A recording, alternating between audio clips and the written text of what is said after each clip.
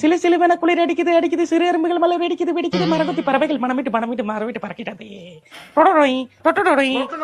இருக்கிய காத்து அடிக்கணும் நீ, அதை விட்டுட்டு பாட்டு பாடுறியே.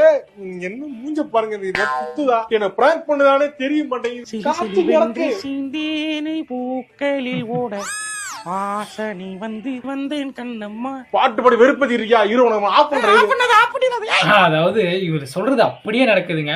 எங்க வீட்டுக்கு மேலேயும் ஒரு ஃபேன் இருக்கு. வீட்டுக்கு மேல இல்ல, இங்க அது சுத்திட்டு தான் இருக்கு. நல்லா ஃபாஸ்டா சுத்துற மாதிரி இருக்குங்க. சத்தம் நல்லா பயங்கரமா வருது. ஆனா காத்து தான் வரமாட்டேங்குது. முடியல. அதுவும் இந்த நேரத்துல ஒண்ணுமே பண்ண முடியல.